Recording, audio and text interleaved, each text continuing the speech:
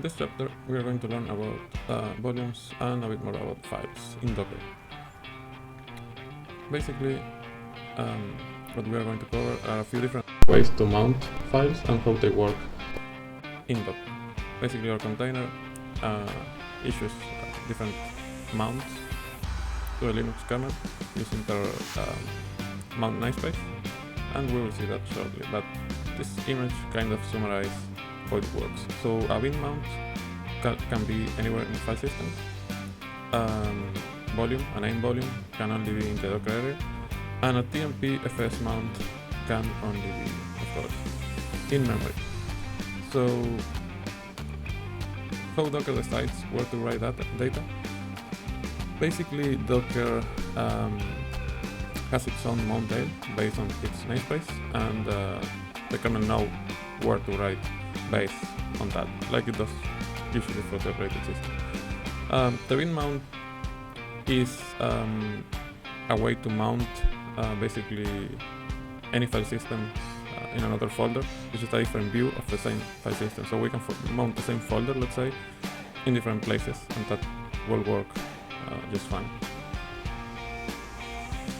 So we already know that Docker uses overlay, and there are like the lower dir for the layers that are read-only, the upper dir for the writable section of the container, and then on top of that we have mounted volumes. And we will see some examples in a bit. But some things that we didn't mention in the last chapter and are good to know is how Docker stores those things, right? Basically, when we write a file, we need to, well, we don't, but Docker does think or needs to figure out like where that file is, right? If it exists in a layer, with the copy and write, what it will do is copy that file to the upper directory and then modify it, right? If it doesn't exist, it will just create the file in the upper directory. But it gets interesting when we talk about deleting files, right? This is a summary, pause if you need to, explaining how copy and write works for file reads, file modifications. But the interesting part is file deletion, because when you delete a file, basically that is represented in a way in disk, but also needs to be represented in each layer, because if another layer actually has the file, the other layer will basically shadow or hide that file, but it won't be removed. And basically that's there's this concept of whiteout files. When you're talking about a layer, a compressed layer, like a tar file, you will see files, if you uncompress that, you will see files like with this prefix. And that means that file was deleted in this layer, right?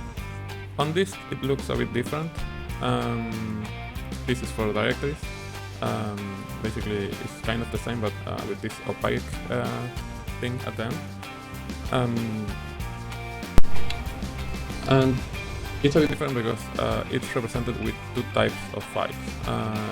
For files, it's just a character device with this configuration, and then for directories, it's kind of the same thing, but with this property set to yes.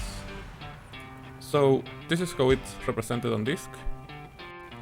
But remember that when this is compressed, what this does is basically converts those file devices to the whiteout files.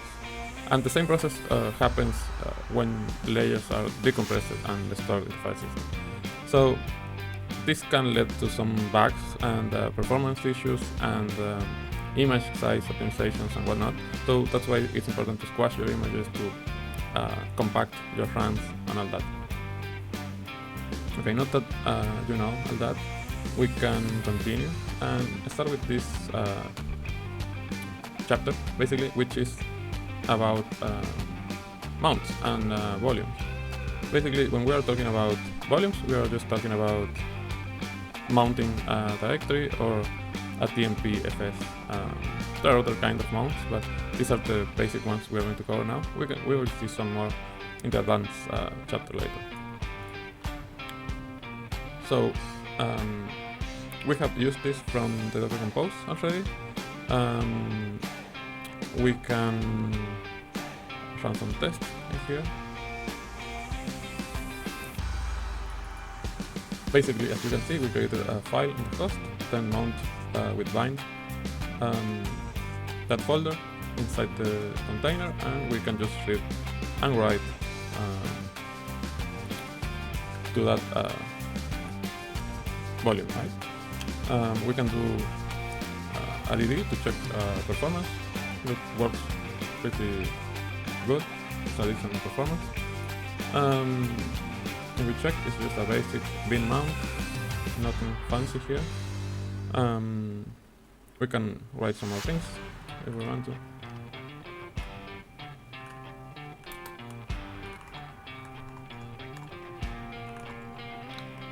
And we can see that we can see things from both sides without many issues.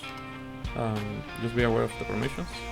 Since the container is running as root, it can create files as root. If we check the mount table, we can see that it's just mounted as if it were a disk, but it's actually just a folder in our file system. And that's pretty much it. What the bind mount does is just a representation elsewhere of this folder on the host. We could mount it in multiple volumes, but you need to be careful with if you are going to write from different places. For reading it should be okay, but if you are going to write, that could cause some issues.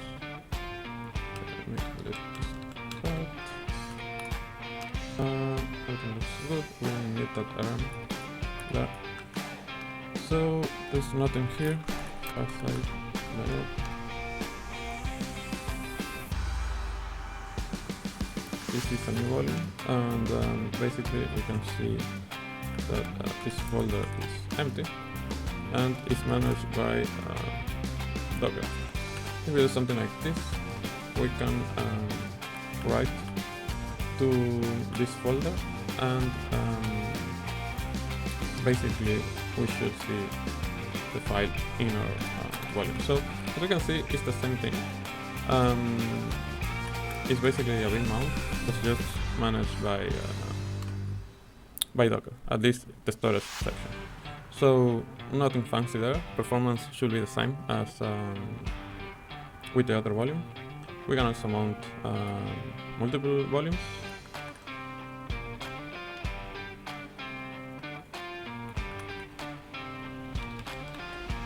For example, so if we do Docker volume S, we can see all two volumes right there.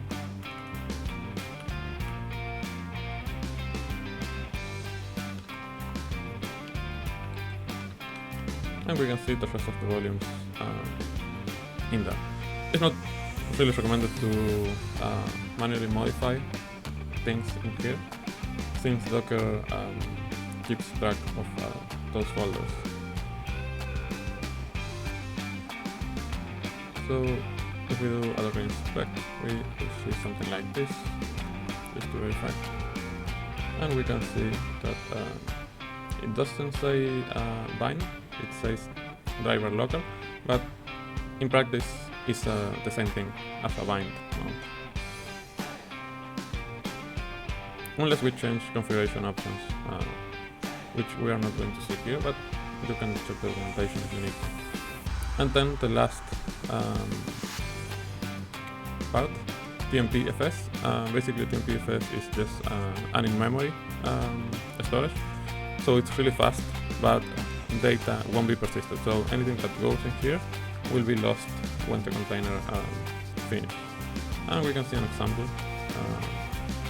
For example, if we run all these commands, we will see that the performance is better and that what we have on this we can see that we can write files, and if we explore this empty first, we can see the files in the container.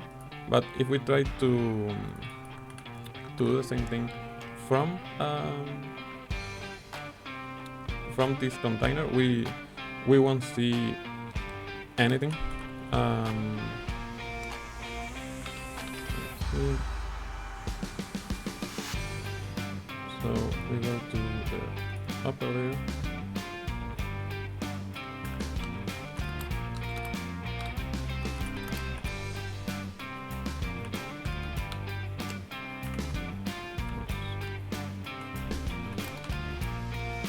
We can see that the mount folder exists, because that's kind of required to be able to mount something, but we don't have access from the code.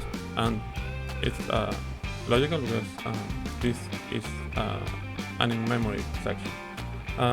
It has some options that you can set, but basically this is being stored in memory. Let's see, so let's do some tries here. Let's see if we can increase the memory. We can see how the memory grows, and this has a limit. Basically, we haven't specified one here, but you can also limit the size. What you can see is how our container is using that memory in this storage folder, right? So be aware of that when using this. Your container can get killed by the ORM killer for this. So it's something to have in mind. So, and the last trick will be to basically try to run another container, and we will see that the directory is empty because it's of course a new mount, a new memory mount. So we lost what we had in the other container, which it was expected. The thing is, it was really fast, but consumes memory, as you can see. So be careful and use it when you need to do fast operations and data that you can discard. There is a nice table here, basically showing the differences of each mount type. This was a short video, but now you know a lot about files, how it works in Docker, how volumes work, and be prepared for the next section because that one will be way longer and with a lot of different interesting topics. So congratulations on reaching this far, and see you in the chapter 4.